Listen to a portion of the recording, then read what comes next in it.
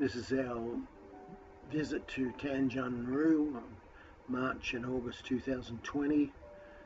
Of course, we travelled from the east coast up and around to Tanjung on the northwest side and anchored in the outer anchorage for the first night because it was late in the day and I wasn't sure of the anchorage. There were some really spectacular sunsets in Langkawi during our stay in the last 12 months, and here's another one.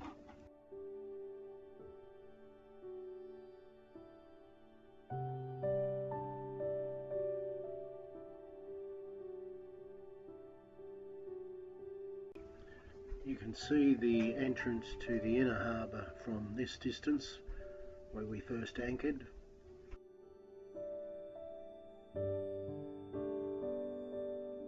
Because the current was so strong in the outer anchorage, I moved the boat to the inner anchorage, but first we had a look around for a good spot with the dinghy, and that's too shallow in this particular area.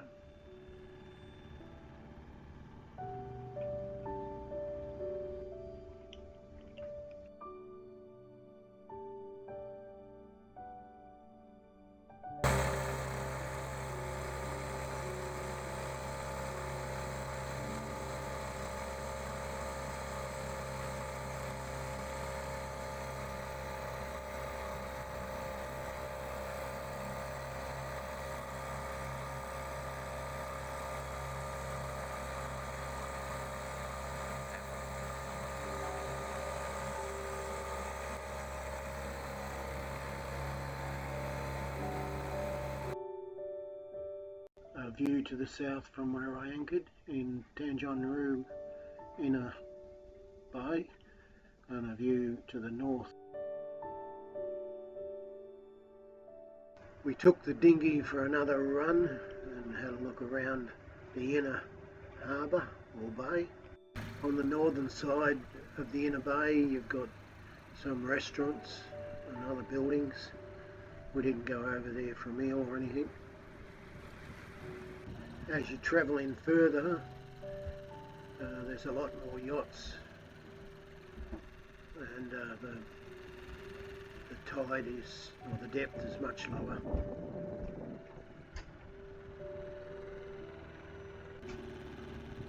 On the southern end of the bay there's a sort of like fish farm and a restaurant. And on the western side of the bay is the village with pontoons for the local fishermen and tourist boats, and this is where the sandbars get in the road. You have to go round them and come in from the north on the west side.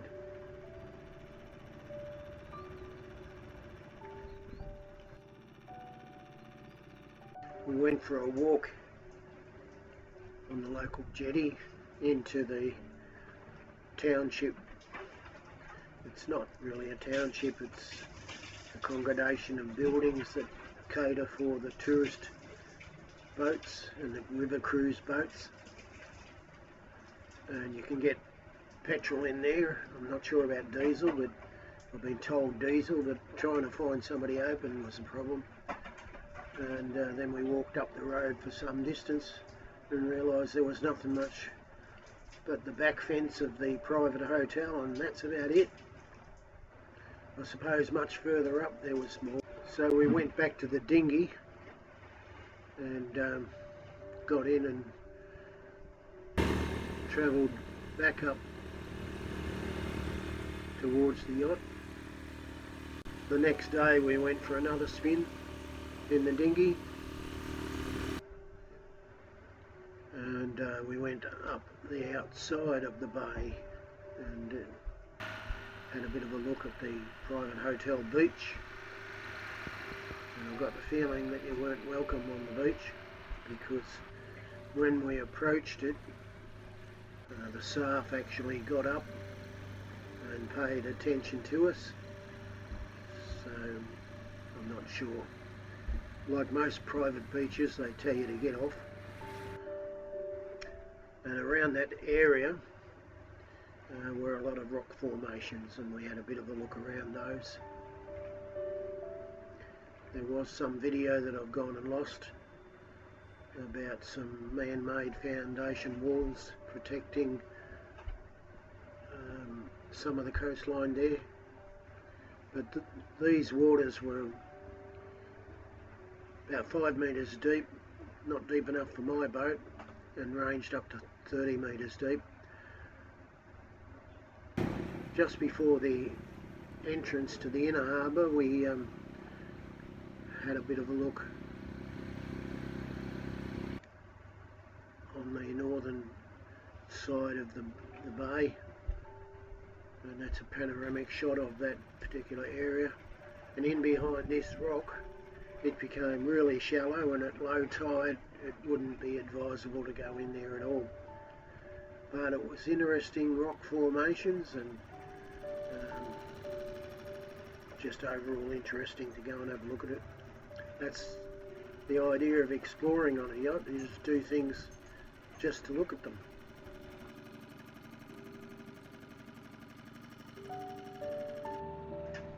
Further in, we got to look at the other yachts that had just come in and anchored in about 5 metres of water, just beside the little island, the sand mining island.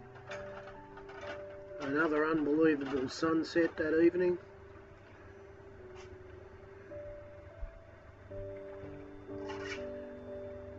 And the next day we went for a walk on the little island called JONG Sand Mining Island. I'll call it that anyway. It's in the middle of the bay. And here's a photograph of it years and years earlier. There's nothing like that now because it's silted all over and the outer edge of it's built right up. This is called RHU. It appears to be a radar station up on the mountain there. Fish farm, a restaurant with that panel fencing. A lovely sandy island that we're going to walk around. Of course, Wilson, Zazen and Marie. And that catamaran over there seems to be a liverboard. Been there a long time. He's up on the beach. And that one, I've forgotten the name of that boat. It's clearly a large cruising boat for tourists, and it's in for the COVID lockdown. This island was once a sand mining operation, I've been told.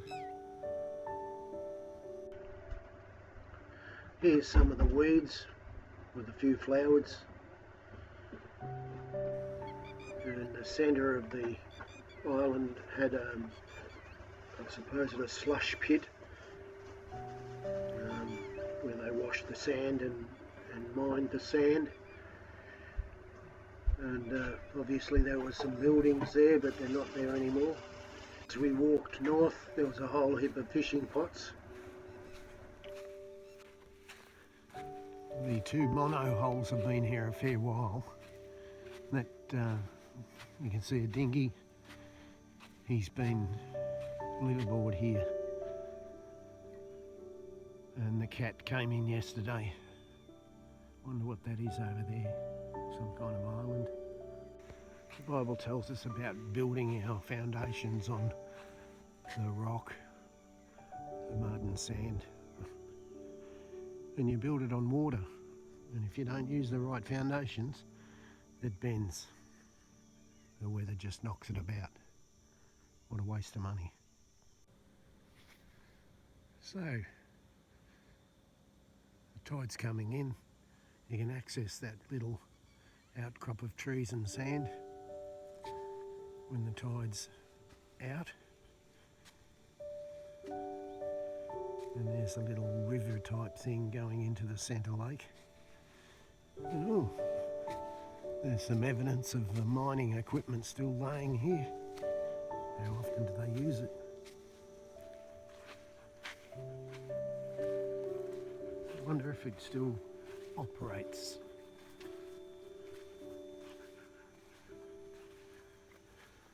Oh, the bucket is in really bad disrepair, so it's been a long time since they used this. More fishing pots on the bank between the inner lake and the seawater bay. Here's some foundations of what may have been a building or work area.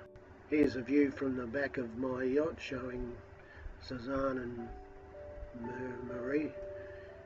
And we got a number of thunderstorms in the anchorage, and they were mostly okay.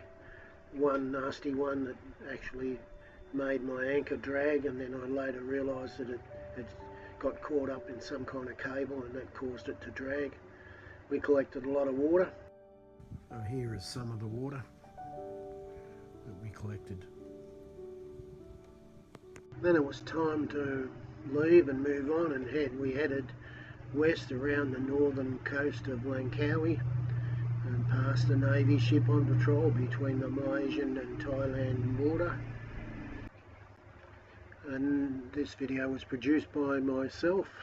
That's the end of another exciting video of the Tanjung Ru Bay, March and August 2020.